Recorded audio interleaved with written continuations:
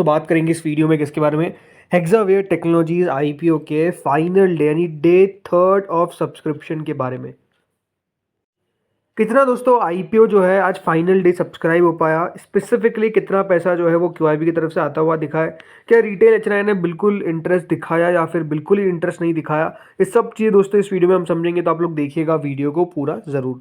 So friends, issue को आज आखिरी दिन था और ये देखना बहुत दिलचस्प था कि इस आईपीओ को रिस्पॉन्स किस तरीके से मिलता है, कितना पैसा जो है वो इस आईपीओ में आता हुआ दिखता है, ये देखने वाली बात थी। तो अब हमारे पास वो डेटा जो है वो निकल कर आ चुका है, लेकिन उससे पहले अगर आपने इस आईपीओ में पैसा लगाया है तो ये बात ध्यान रखिएगा, 708 का आपको एक शेयर मिलेगा।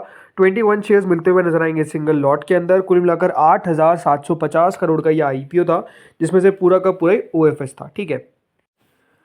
सो फ्रेंड्स, जो शुरुआत के 2 दिन थे, राइट, जो कल का दिन सब्सक्रिप्शन आता हुआ दिखा था, तो जो क्यूआईबी कैटेगरी थी वो 41% सब्सक्राइब करके बैठी हुई थी, एचएनआई कैटेगरी 3%, रिटेल 7% और एम्प्लॉय पोर्शन 18%। कुल मिलाकर दोस्तों 2 दिनों में ये आईपीओ आपको 16% सब्सक्राइब होता हुआ दिखा था। और इस आईपीओ को मैंने आपको कल भी कहा था कि अगर बचाना है तो वो कौन बचाते हुए नजर आएंगे, वो रहेगी जिम्मेदारी क्यूआईबीज की।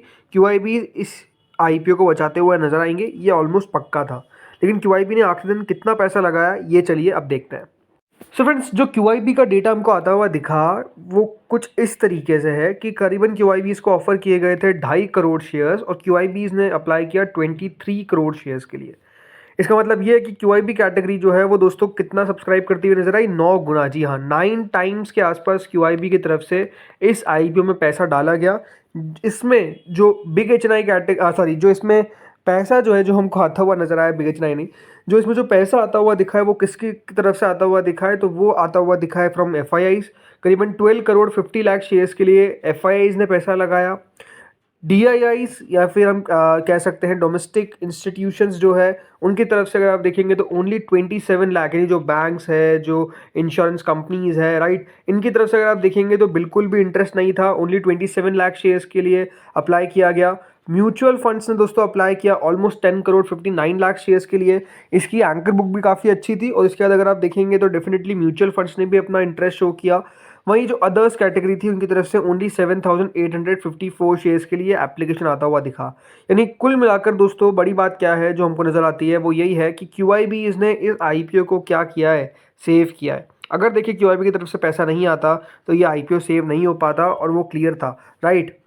इसके बाद दोस्तों आते हैं एचएनआई कैटेगरी पे। तो देखिए जो नॉन इंस्टीट्यूशनल बायर्स है या फिर जो एचएनआई कैटेगरी है, उनकी तरफ से दोस्तों इस आईपीओ को सब्सक्राइब किया गया करीबन 22%।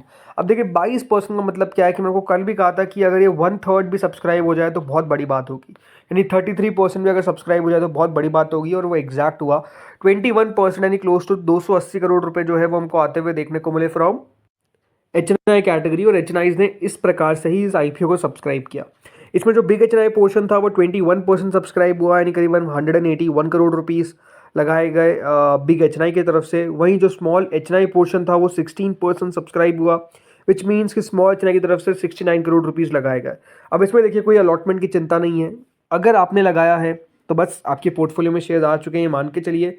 और अगर बिग एचएनआई में मान लीजिए किसी ने 10 लाख की एप्लीकेशन लगाई है तो उसको 10 लाख के ही शेयर्स मिलने वाले हैं। ऐसा नहीं होगा कि आपको 2 लाख से कुछ ऊपर के शेयर्स मिलेंगे, जितना आपने लगाया है उतना मिलेगा। अगर आपने 12 लाख के लगाए, 15 लाख के लगाए, 20 लाख के लगाए, उतने शेयर्स आपको मिल जाएंगे। यानी यहाँ पर सिंपल सी बात है, जिसने जितना लगाया उसको उतना अलॉटमेंट मिलेगा। सेम सिचुएशन स्मॉल एचएनआई में, अगर आपने स्मॉल एचएनआई में एग्जैक्ट 10 लाख से थोड़ा बहुत कम लगाया तो वो भी शेयर्स आपको मिल जाएंगे। और अगर आपने एक एप्लीकेशन लगाई है तो वो तो मिलेगी ही मिलेगी। तो चिंता ना करें अलॉटमेंट को लेकर, अलॉटमेंट की कोई चिंता नहीं करनी है, अलॉटमेंट तो भर भर कर मिलेंगे।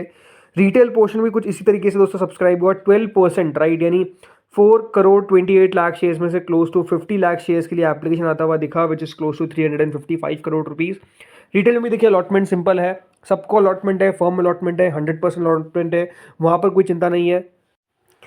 और जो कंपनी के एम्प्लॉयज़ है वो भी अगर आप देखेंगे तो आईपीओ को पूरा नहीं भर पाए, ओनली 33%, यानी यहाँ पर 1/3 सब्सक्रिप्शन जो है उनको आता हुआ देखने को मिला। कुल मिलाकर 33.294 टाइम्स। एंड टोटल मिलाकर ये जो आईपीओ है वो 2 गुना नहीं, करीबन 2.66 टाइम्स के आसपास टोटल सब्सक्राइब हुआ है। ये 2.05 नहीं है, 2.66 टाइम्स के आसपास टोटल जो सब्सक्रिप्शन है वो हमको आता हुआ दिखा। यानी ओवरऑल देखिए आईपीओ को, जैसा मैंने बताया था कल भी, कि आईपीओ को पास करवाने की कोशिश की जाएगी, और उसी के कारण भी अगर आप देखेंगे तो जो QIB का डेटा है वो आपको 9 गुना तक दिखता है, बिकॉज एटलीस्ट 2 गुना तो सब्सक्राइब हो इशू।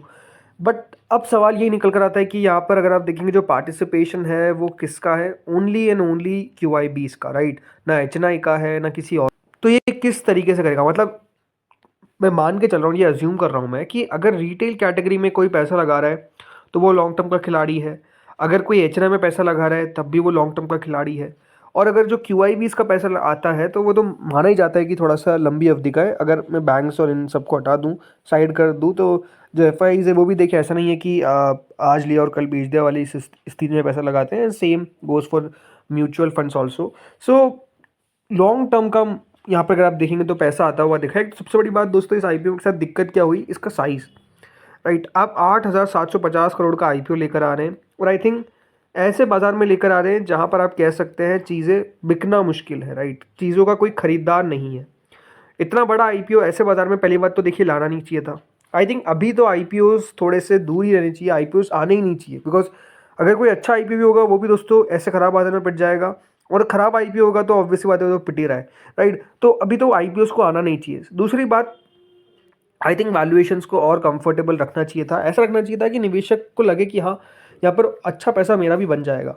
ज़रूर इस IPO के साइज़ को कट किया गया, बट अगेन और कट किया जाना चाहिए था आई थिंक, और ऐसा देखा जाना चाहिए था कि निवेशक किस तरीके से पैसा बनाए और IPO पास हो जाए, बट आई थिंक वो ज़्यादा नहीं सोचा गया।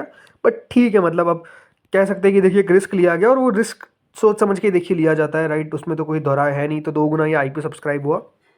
बाकी जो ग्रे मार्केट है वो ₹2.5 के आसपास है, विच इज़ क्लोज टू 35%। कल तो दोस्तों ग्रे मार्केट ₹0 भी हो गई थी, बट आज ₹2.5 हो गई। बट आई थिंक ऐसे बाजार में देखिए ये मान के आपको चलना है कि अगर आपने पैसा लगाया है तो 5-10% ऊपर नीचे कहीं भी हो सकता है, राइट। ये भी IPO अगर आप मुझसे पूछेंगे तो 10% तक नीचे चाहे तो खुल भी जाए, उसके बाद हो सकता है रिकवर भी कर जाए, या फिर हो सकता है कि 10% के बाद और नीचे चले जाए। इट कहना मुश्किल है, बट ओवरऑल देखिए वो जो सेलिंग है ना, जो हार्ड कोर सेलिंग होती है वो आती है दोस्तों किसकी तरफ से, वो आती है रिटेलर्स पहला, HNI दूसरा, और तीसरा जो बैंक्स पैसा लगाते हैं हमारे, उनकी तरफ से आती है। इस IPO में अगर आप देखेंगे तो वो तीनों ही नहीं है, ना रिटेल है, ना यहाँ पर HNI है, ना बैंक्स है, ना इंश्योरेंस कंपनीज है।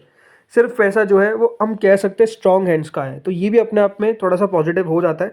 बट स्टिल आई थिंक ऐसे बाजार में कुछ भी देखा जाए तो पॉजिटिव दिखता नहीं है, बिकॉज मार्केट में दोस्तों जब इस तरीके से पेन है, राइट, हर दिन आपको small cap index, mid cap index correct होते हुए दिख रहे हैं, वो भी मोर देन 2% 3%। तो आई थिंक मार्केट्स बहुत ज़्यादा ख़राब है, अभी मूड माहौल बहुत ज़्यादा ख़राब है। ऑलमोस्ट देखिए स्मॉल कैप इंडेक्स तो बेयर टेरिटरी में घुस चुका है, मिड कैप इंडेक्स भी बिल्कुल घुसने वाला है।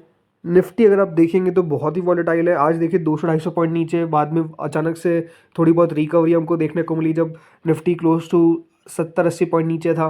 तो आप समझ सकते हैं कि मार्केट्स में किस तरीके की वॉलेटिलिटी है, और स्पेसिफिकली देखिए वही जो शेयर्स जो बढ़ते हुए देखने को मिले थे वो तो बहुत ज़्यादा ही गिर चुके हैं, and mid cap small cap की हालत ओवरऑल ख़राब नहीं, बहुत ख़राब है। तो ऐसे बाजार में देखिए लिस्टिंग का प्रेडिक्शन लगाने अपने आप में मैं कहूँगा कि बहुत नासमझी होगी। तो देखते क्या होता है लिस्टिंग के दिन। लिस्टिंग याद रखिएगा कब होगी इस IPO की, होगी ऑन वेडनेसडे, मंडे को IPO का अलॉटमेंट है। तो दोस्तों इस वीडियो में इतना ही था, होपफुली वीडियो बढ़िया लगा होगा। Thank you friends for watching this video.